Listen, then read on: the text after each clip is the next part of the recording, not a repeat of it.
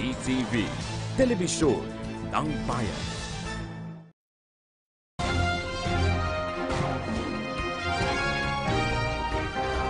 Si Mayor Rodrigo Roa Duterte.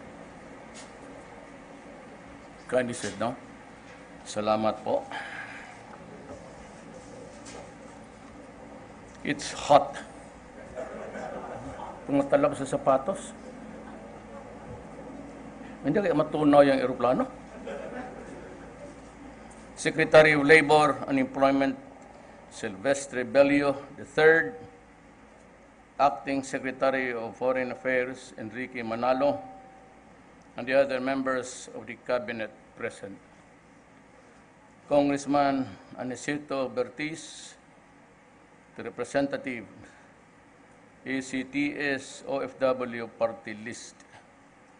Ambassador Alan Timbayan,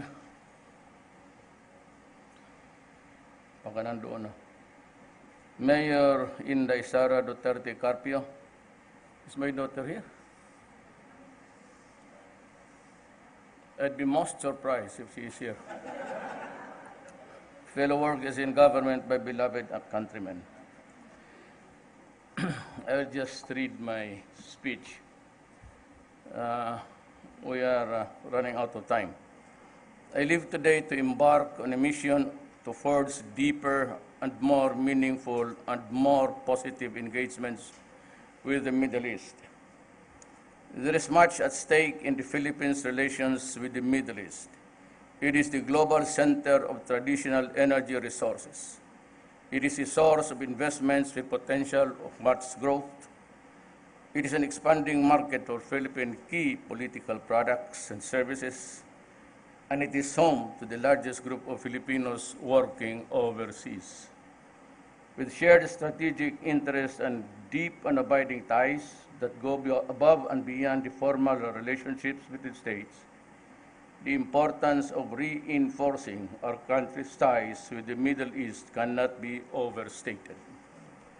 The first leg of my trip will take me to the Kingdom of Saudi Arabia, where I will have the honor of meeting His Majesty King Salman bin Abdulaziz Al Saud, custodian of the two holy mosques. It is and will be an important and valuable opportunity to reaffirm a lasting friendship and seek ways to further broadening cooperation, particularly in political security and defense, trade and investments, anti-narcotics, labor, energy, education, and culture. From Riyadh, I will proceed to the Kingdom of Bahrain, where I will have the opportunity to meet King Hamad bin Isa Al-Khalafi in Manama. With the special ties between our two countries, I shall seek to expand the frontiers of friendship and tap into the converging interests in order to intensify two-way trade and investments, seek greater political security, cooperation, and exchange to increase trade and commerce. Following Bahrain, I shall proceed to Doha, where I will meet Emir Sheikh Tamim bin Ahmad Al Thani in Doha of the state of Qatar. The third leg of my trip will be no less engaging. There is always much explored to make the bilateral relations even more vibrant as they are. We will seek greater political security cooperation, collaboration in the field of health and culture.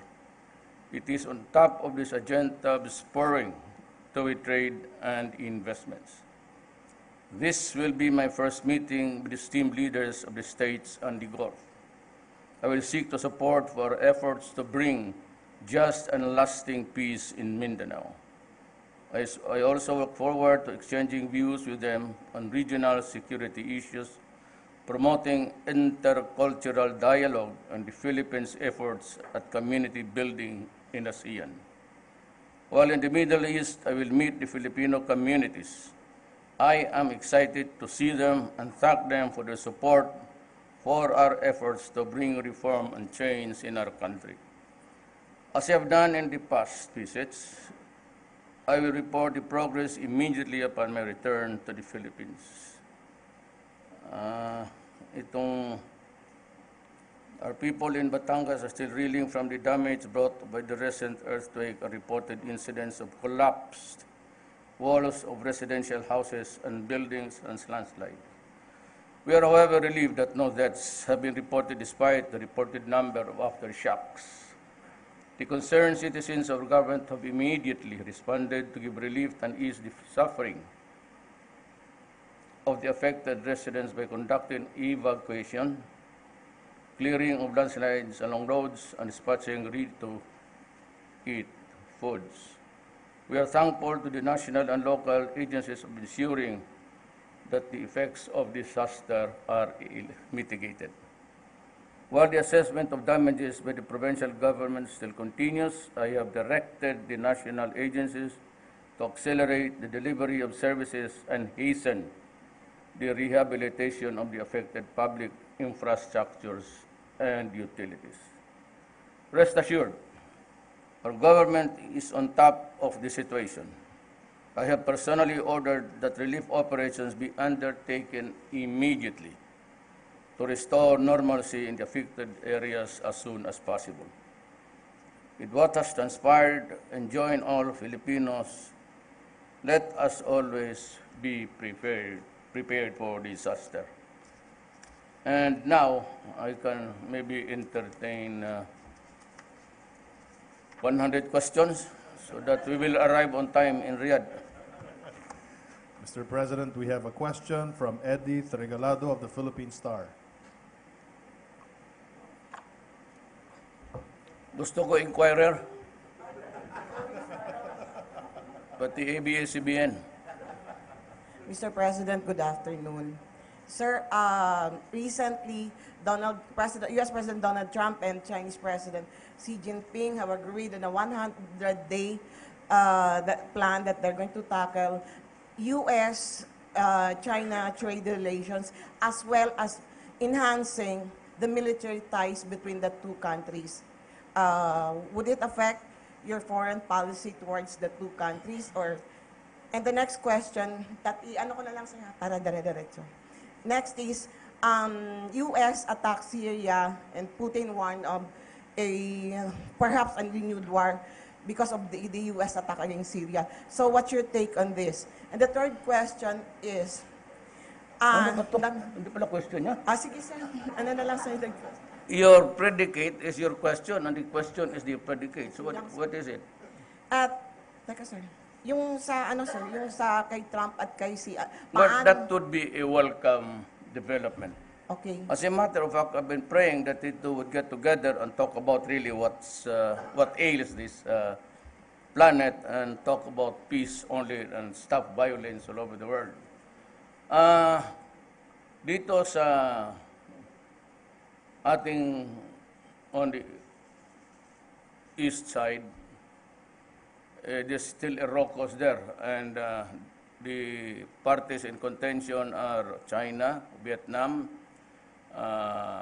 could be later on Indonesia, Taiwan.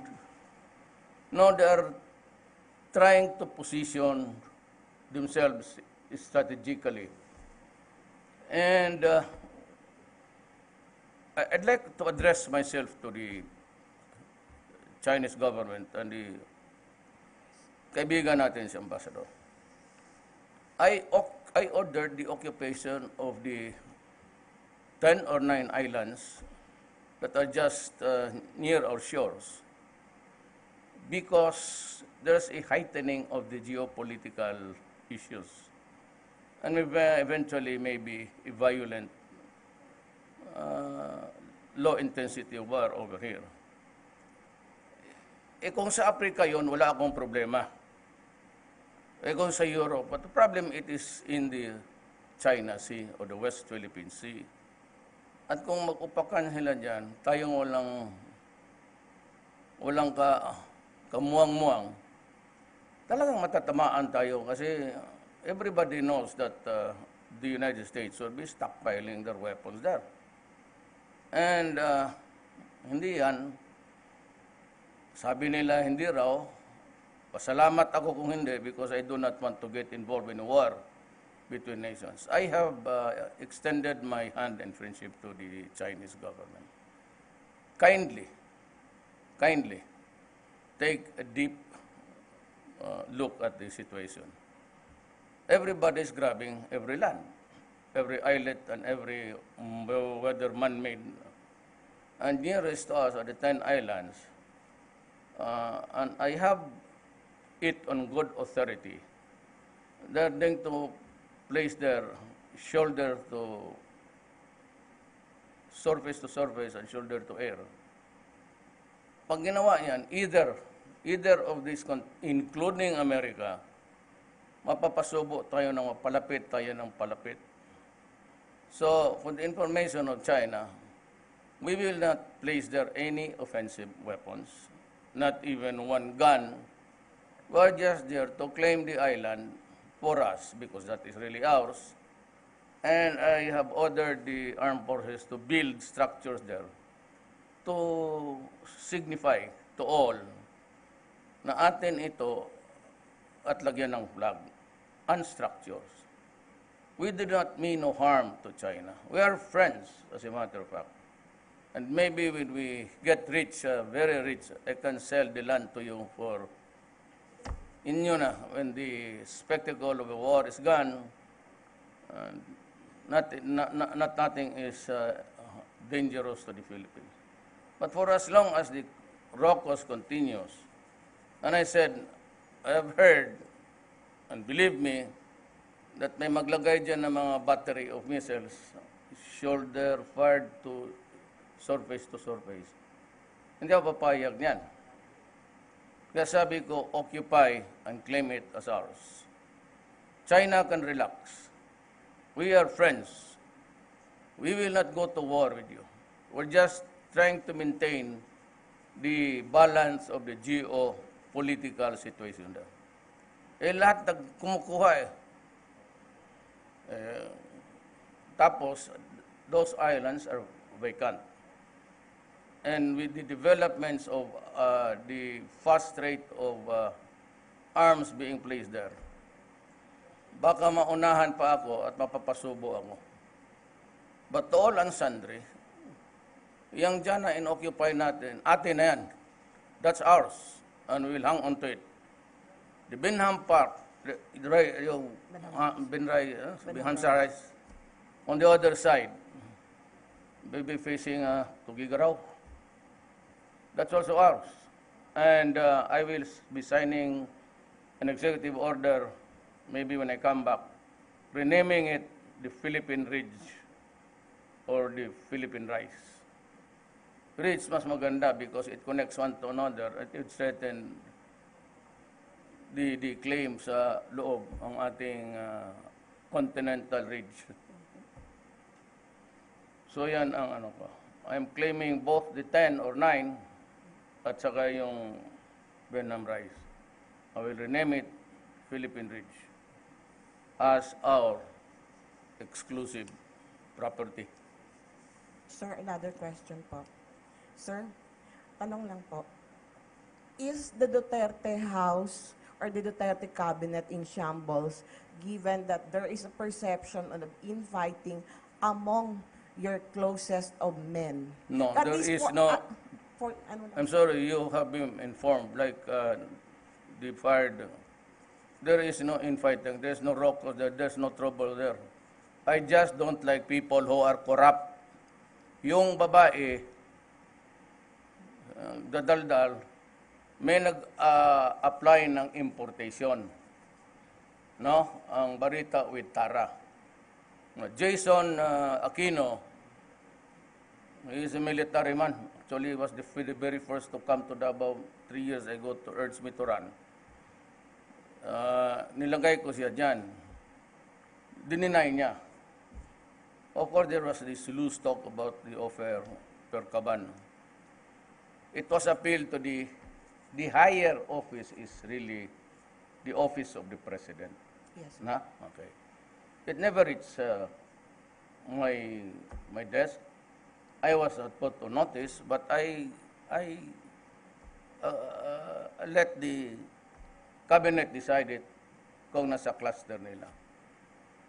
They overruled Jason, allowed the importation, and ito yung babaeng si Valdez signed,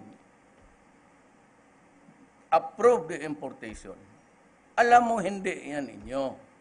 When it is office of the President, you meet there and make the recommendation. I will decide to grant or disapprove it, the appeal. Kasi ginanon. And the protocol, the procedure, the official procedure should be, isauli mo sa akin yan with the recommendation, then I will sign it. Yes, sir. Anti-graft kasi sabi ko sa iyo. You are not the office of the President. Why should you be Mayor? Magandang hapon po. Sa dumating rin. Nguban ka? Oh, no. When it is appealed to the office of the President from the departments, doon yan sa agencies, if it is, you know, ang yung RICE, NFA, is not under any department now. It was removed from the Department of Agriculture. Yeah. Nilagay yan sa office of the President. So you do not have any authority signing, lalo na, and besides, harvest time ngayon. Galing ako Nueva Ecija, the harvest is good. Per hectares, it's 3 times the original output. Bakit ka mag-import ngayon ng bugas? I-compete mo yung, hindi, patay ang farmers. Will buy the, so I am ordering si Jason Aquino sa anyway. Kung may pera ka, you start buying. You buy the rice of the local producers as if you really want a buffer. Unahin mo muna yung atin, pabawiin mo ang mga farmers, then if there is a shortfall, you might decide to import. In the meantime, when there is may surplus, huwag ninyong kompetensyahan ang mga farmers natin. Is that not crazy? Patayin mo yung farmer dito. We approve the importation. Bakit sabihin ko sa kanya, bilihin mo na lang yung rice. Kung may pera si Jason Aquino, you buy the rice of the local planters. That is the proper way of governing a nation. Thank you, Mr. President. Lagi. Ms. Ina Andolong of CNN. Isa pa to. Maganda. Hi, sir. Wala na akong sinabi. Sir, my question is on terrorism. The U.S. Embassy has just issued a travel advisory for its citizens, saying, and I quote, they received unsubstantiated yet credible information that terror groups may be operating in Central Visayas, and may special mention po ang Cebu and Bohol. Do you have the same information, and would you say I that the have people... read it, not from the military, but from the newspaper. And besides, kaya natin. Kaya natin. I remember I was talking before a crowd sa Lasal during the debates, but nobody showed up, and I was the only one. And I was to ask this question: how will I treat terrorism? And I said harshly. I said harshly. So sa kanila na yan. Sir, nabanggit niyo you read it. I mean, what information do you have, sir? And would you say that people should refrain from traveling to Central Visayas? Ang problema kasi nito is, marami naman tayong mga kapatid na Moro na wala namang ka-connection dyan sa, tong terrorism. But just because they are dressed in their native attire and they go about touring the Philippines, sometimes they are mistakenly identified. I want to be sure. But if you are a member of the Maote connected with the terrorist group of Abu Sayyaf under the umbrella of Al-Qaeda or itong ISIS, ibang istorya yan. Pero I would like to advise my countrymen that the Moro people are our brothers and sisters. And we should not be eternally, forever be na parang matakot kayo. Mababait yan, hindi lang ninyo kinakausap. Parang ano yan sila ganon, kasi kala nila, galit tayo sa kanila. But you know, they are all Filipinos like us, and we treat it as it is. But let me say it again, harshly. Tsaka hindi ako magpalugi. Bago sa'yo. I can do 10 times better than you. Sir, What's the next question? Inquirer. no, Ang Inquirer may utak. No. ABS-CBN, inistapa ako niyan. ABS-CBN accepted my money kasi nung the later part of the campaign, doon pa ako nagkaroon ng pera, yung nag-hit ako ng, wala bang nagbibigay sa akin, wala akong pambayad. So when I got the money sa mga well-meaning supporters, nagbili ako ng airtime para naman masali yung pangalan ko sa hindi lumabas. I paid. There's not even an offer of you, ABS, to return my money. No, do you know what is the crime? I'll tell you, it's very simple. Estafa. Tinanggap ko yung pera ko, hindi ninyo in-air. It's estafa. And I remember one time, may nunsyo na bata, pinasayaw ng nanay, yung bata hirap na hirap. He was perspiring and was about to cry or crying. Then you put to task the incident. Sino ang pinagbinantangan ninyo? Ang i-demand ninyo? Yung nanay.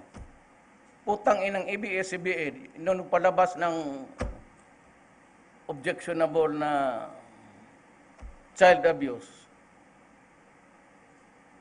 nonchalant, maliwala. Like Inquirer, yung anak niyang si Bricio, hingi ng kopya.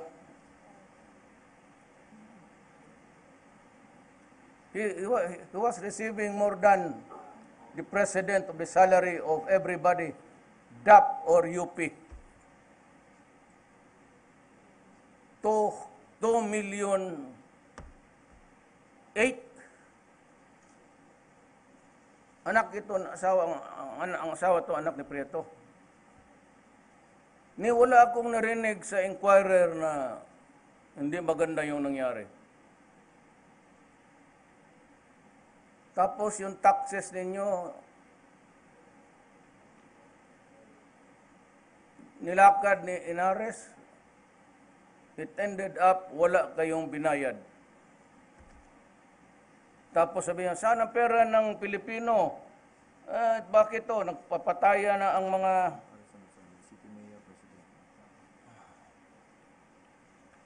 papataya ng mga kadamay pati sundalo kasi nag-agawa ng ano. Tama ang left. Somehow itong left nakakatama minsan. There's no need to increase the tax laws. All we have to do is to collect. Meron pa akong sabihin, pero wag muna ngayon.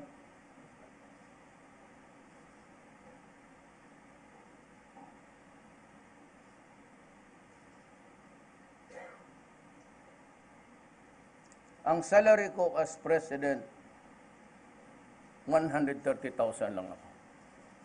Hindi ako nagpipirma wala akong pinirman allowance of nothing. Yun lang. Ito sa kanila, basic salary.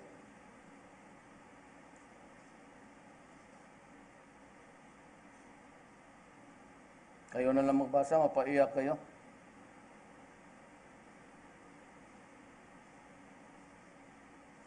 $12.4 million in compensation. According to the Commission on Audit, the Film Council Chairman Bricio Santos, the son-in-law of Inquirer, in 2013 received 2.4 million in compensation, while his executive directors Teodoro Granados and Jose Miguel de la Rosa were paid 1.8 and 1.7 respectively.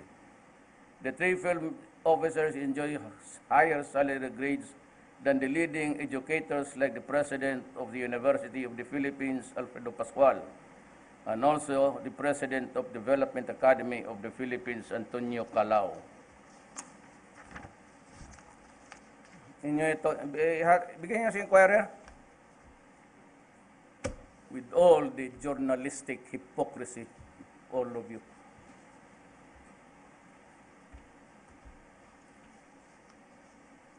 Sino ang taga-inquirer dito?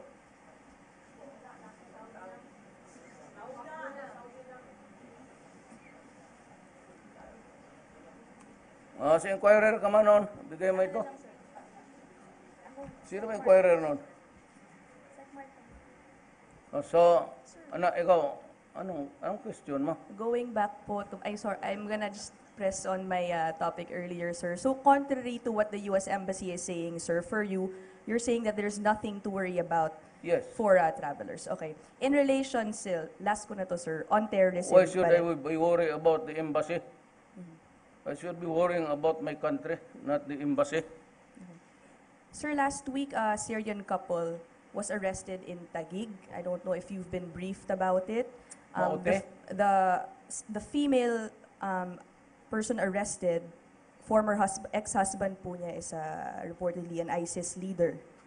I don't know if you've been briefed about it, but have we already extracted maybe information from them on how maybe ISIS or any terror group is operating in the country? I don't know what you mean by extracted. Ang alam ko ang extract ang tooth. May nakuha na ba kami tayo sigurong information sa kanila kung merong totoo talaga o hindi? Well, kung may mga abogadong napunta doon, I'm sure until now, they're still trying to figure out how to investigate. Especially kung magsabi sila that I need a lawyer, and they will not talk. So we'll just have to respect that. Just like any other Filipino citizen in this country, be or she in Maranao, Maguindanao, or Tausog, they enjoy the same rights. Very last, this is a follow-up to your pronouncement earlier dun sa Occupy po ng Pag-asa. Sir, can you clarify a bit on what you really mean by Occupy the islands? Because as it is, sir, the AFP is already occupying those islands. Not What yet, exactly not do you fully. want? What do you want to happen in those islands? Structure and flag. The flag means it is already occupied. For all you know, just fishers folk there, nagpa-parking. That's why I'm now pronouncing the ownership of the islands. The Philippine Ridge, that is ours. So it cannot be open to any further exploration. We'll just have to get permission from us. Thank you, sir. Argelius. Eunice Samonte, Yung isa oh. and then Carol. Padaplin-daplin na saan? Ay, ayan ang inquirer. Ibigay mo. Okay, inquirer yan si Carol. Una ka. Tignan natin kung madipinsahan mo yan. I am not connected with the inquirer, Yes, I Mr. know. President, but the Constitution also guarantees freedom of the press. Anyway, may I ask my question now? Okay, MNLF founding chair, Nur Miswari's 6-month provisional liberty is supposed to end by April 27, but his implementing panel has not met with the government panel formally. May I know what you and Chair Miswari talked about in your March 27 meeting, and are you going to call for a meeting of all the leaders of the Moro Revolutionary Fronts? Yes. So that there will be only one That is what we Bangsamoro draft law to be certified. That is what we want. Miswari has talked to me, and he asked me to give him time to craft an agreement within the MN, pareho rin sa sa MI so they can firm up their, of course, their minimum various demands within the infrastructure of federalism. Yes. So, wala ko. I know that he's supposed to be in prison, but, you know, at some point in time, Carol, we cannot be forever quarreling with our enemies. All these things are all almost 50 years ago. The Communist Front, the MI, MN. Yes, sir. So, ang sinasabi ko sa ano ba, mag-usap tayo, it's been 50 years. Or we prepare for another 50 years of fighting. Ako, I get sick in the stomach just thinking of it, really.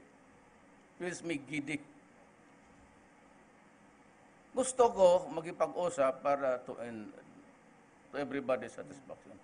So are you going to meet with all the Moro Yes. revolutionary leaders? When will this The be? ideal is that mayroon si Miss Wari dito, mayroon ang MI, sila Murad. Then we meet government panel and we come up with one One law, one draft law. consensus. So you will certify as urgent only Yes, one yes. draft Bangsamoro law. You are correct there. Yes. So together na sila MN and the Yes. BTC. I want the wars between the Filipinos ended. Okay. And you know, besides, Carol, I cannot wage a war against my own people. Okay, sir. Yung sa back to the BTC lang, you gave them a deadline of May 18 for submission to the Office of the President. So you will be able to study before you Yes. submit to Congress? Hindi akin yan. Yes, It was not an imposition by me. That's only about 1 month po from now. They were shooting the breeze at one time. The Department of Budget has not released its budget po. Baka mag-iba na naman yung mukha ni Jukno. Usapin muna natin kung may pera ba. Anyway, so may I go to my second and last question po? You signed on December 7 EO10 on the consultative committee that will study the Constitution, make recommendations to Congress, but you have not named the 25 members. You were quoted in some speeches as I saying... will not name them until I get the hard copy of the agreements between the lot. So you said in your previous speeches na you will wait for the BBL, but you will also wait for the JRP and the FP's agreement? I have to look at the composition. You know, the nuances, the bigotry, the penchant to, so I have to select the men who will craft the Constitution copy vis-a-vis with the crowd here. Because apparently, Visayas and Mindanao are not yet ready to understand fully. Or if at all, para mas marami, di yung mga lugar na walang alam, karamihan galing doon. Total dito sa Mindanao area, we are all agreed that we need the law. So will you also be waiting for the substantial progress in the Dalawang suso na yan. GRP Suko and na DF? yan. Ngayon, suno naman. GRP and DF po? What? Are you going to wait also for substantive progress in the GRP and DF talks, particularly on the constitutional and political and constitutional reforms agreement, so that this can be incorporated in the consultative committee? Look, yung aspirations ng komunista, and even if you look at it now, it's really the same aspiration of all Filipino. Halos pareho. We have to build our own industry. Sabihin nila, maraming mura ngayon. Mura ngayon. Kung yung magkagulo ang mundo, saan tayo makuha ng steel natin? We steal mga wata o we make our own? So those are the things that they are asking, to which I fully agree. So more or less, when would the 25 members be named? Kayo man ang komunista, di magrekomenda kayo ng inyo. Thank you, sir.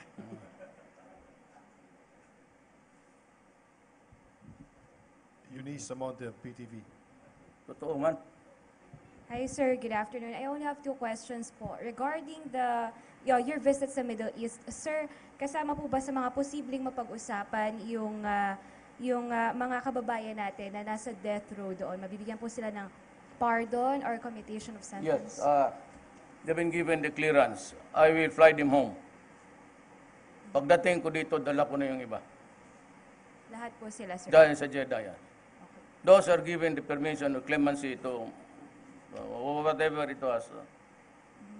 May clearance na about 5,000 of them. We'll start bringing them back. The first batch, pagdating ko, pagbalik, ang shala. Dito na yung iba. Sir, posible rin po ba magkaroon ng memorandum of agreement sa pagitan ng Middle East at ng Pilipinas regarding sa mga OFW natin na naaabuso doon po sa parting Middle East? Those were the things that we discussed the other day. I cannot make it public. I'm sorry. Thank you, sir. Salima Refran of GMA7. Siguro, maka-take off kami mga alas 6, okay na. Hi, sir. Good afternoon po. Sir, over the weekend, reveal po ni Vice President Robredo that you will be having dinner with her and her family after Holy Week when you get back. Can we get more details from your end, sir? I have not talked to her, actually. I have not talked to her. Sinabi ko lang doon sa, ma'am, I forgot her, sa Ginaldo ba yun? Sabi ko sa niya, Mayor, siya yung nag-una, hindi ako kasali yan sa distab. Sa ko, Mayor, if, Madam, pagka tingnan mo kung gano'n, let's have a talk. Maybe over dinner time. So, walang intriga. You can bring your family. I can bring mine. So, sir, wala pa po talagang schedule? Wala pa. Iharap ko siya kay Inday. Tingnan natin. Sir, Okay. Sir, on another topic, medyo related po sa cabinet natin, are we going to see po other people leave in the next few weeks? Wala. Except yung not our making. Ang hindi pa na-confirm sa Commission on Appointments. You can ask anybody, any congressman, any cabinet member now, any military man now here. Ni minsan hindi ako tumatawag. There was only one time, tumawag ako kay General Anyo, Chief of Staff, when the cabinet started to break the ceasefire. So sabi na February 10, inunahan ko na, sabi ko ngayon na we resume the offensive. Sir, last na. Are we going to see new faces soon in your cabinet? Sino ba talaga gustong palitan mo? Kaya palitan ko na ngayon. Interesado talaga. Sinadang wala except those who, because if they are not acted on time or if they are refused, hindi mo na talaga ma-reappointment. The law does not allow it. If you are rejected. Thank you, sir. We will have to wrap up, Mr. President. Meron. Siguro itong umakabante ikaw. Akala ko kasi, wala na, alis na kami. Sino gusto sumama? Sama ka, Amy? Ayan, good. May abaya ka? Thank you so much, Mr. President. Thank you so much, members of the press.